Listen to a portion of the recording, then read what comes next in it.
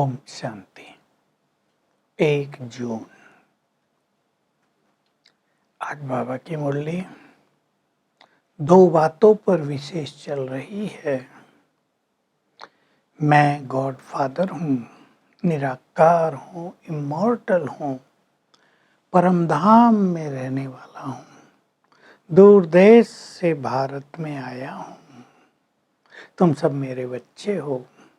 मैं तुम्हें बुद्धिमान बना रहा हूँ, तुम्हें दिव्य बुद्धि दे रहा हूँ, ज्ञान का तीसरा नेत्र दे रहा हूँ।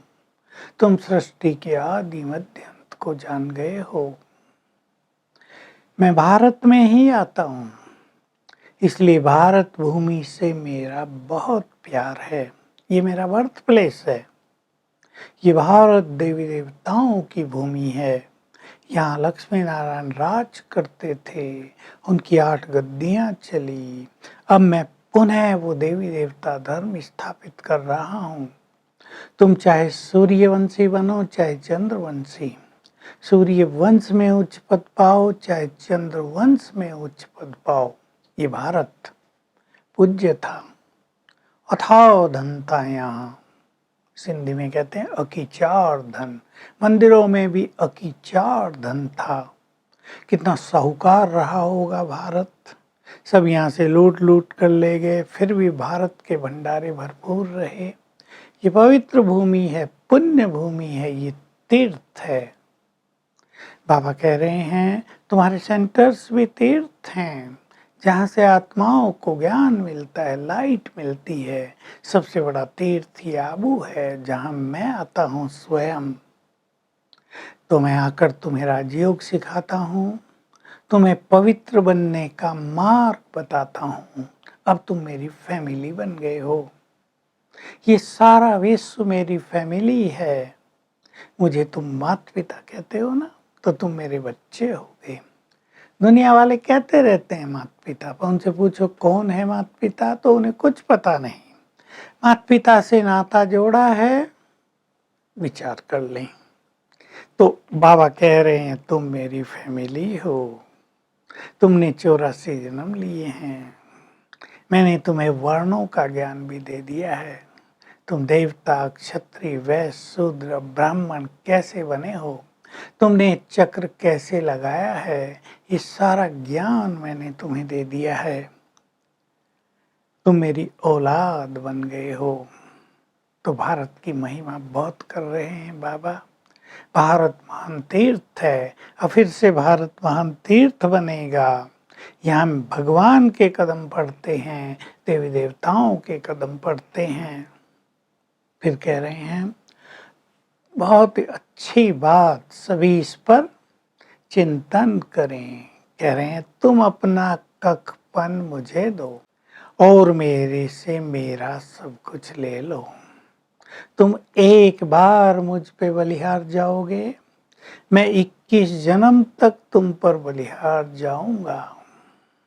यदि तुम कहोगे बाबा ये तन मन धन तेरा है, मैं आत्मा भी तुम्हारी हूँ, तो मैं तुम्हारे तन को भी पावन बना दूंगा, तुम आत्माओं को भी पावन बना दूंगा।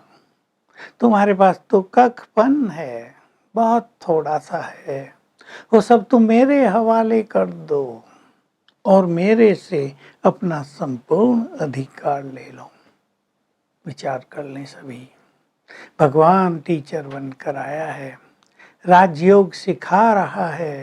कहता है तुम अपने को ऐसा लायक बनाओ कि माता पिता की गद्दी के अधिकारी बन जाओ। यानी ब्रह्मा बाबा और मामा सतयुग में विश्व महाराजन महारानी बनते हैं, तुम भी उनकी गद्दी के अधिकारी बन जाओ। तो बाबा तो अपने बच्चों में बहुत उमंग भरते हैं। तो हम चेक करेंगे, हमने बाबा से माता पिता का नाता जोड़ा है, हम अपने को भगवान की औलाद संतान समझ रहे हैं। अगर समझते हैं तो क्या उसकी मत पर चल रहे हैं, उससे राजाई मिलनी है। बहुत अच्छी तरह चिंतन करना है। तो बाबा कह रहे तुम अब ईश्वरीय फैमिली में बैठे हो। बहुत अच्छी नशे की बात है, डीप, बहुत डीप ये हमारा स्वमान है। ईश्वरीय नशा है कि हम भगवान की फैमिली के मेंबर बन गए हैं। तन मन धन सब अर्पण करना, भक्ति में तो गाते थे, हे प्रभु तन मन धन सब तेरा। आगे भी कहते थे तेरा तुझको अर्पण क्या लागे मेरा। सोचते थे भगवान ने ही तो सब कुछ दिया है। लेकिन अब क्या हो गया है कि मोह माया बहुत हो गई है। धन भी मेरा, तन भी मेरा, बच्चे मेरे, परिवार मेरा, मेरा पति, मेरी पत्नी, मेरा मेरा जो बहुत हो गया है, इससे आसक्तियां बहुत बढ़ गई हैं। इसलिए अपने को समर्पण करना भगवान के आगे ये बहुत कठिन हो रहा है। लेकिन बाबा कहते गरीब बच्चे मेरे आगे समर्पित हो जाते हैं क्योंकि उनकी मोह ममता बहुत कम रहती है। बाबा कह रहे थे कि कई तो परिवार के परिवार ईश्वरीय सेवा में लग गए हैं, अपने को समर्पित कर दिया है।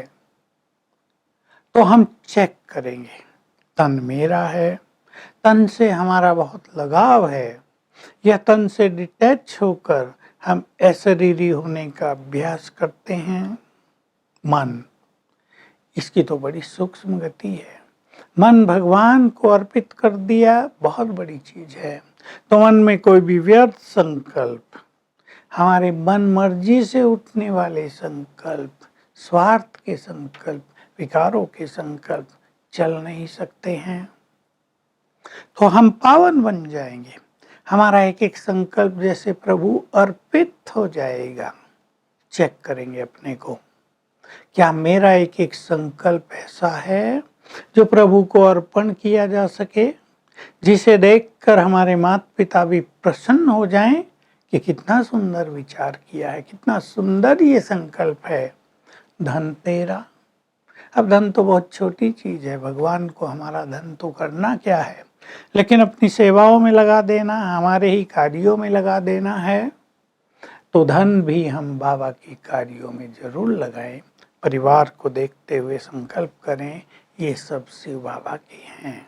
वरदान है निमित्त आत्माओं के द्वारा वरदान प्राप्त करने वाले मास्टर वरदाता भव। निमित्त हमारे आगे जो वाहन आत्माएं हैं, आपके आगे जो भी हों, उनसे हम स्नेह, उनका त्याग, उनकी तपस्या और सहयोग, ये सब चीजें सीखते चलें। वो कैसे कर्म करते हुए डिटैच रहते हैं, ये सीखते चलें, तो हमें कर्मयोगी भव का वरदान मिल जाएगा। और ये वरदान लेते लेते हम भी दूसरों को वरदान देने वाले मास्टर वरदाता बन जाएंगे। स्लोगन, नाम के आधार पर सेवा करना, यानी मेरा नाम हो, इससे उच्च पद में हमारा नाम पीछे रह जाएगा।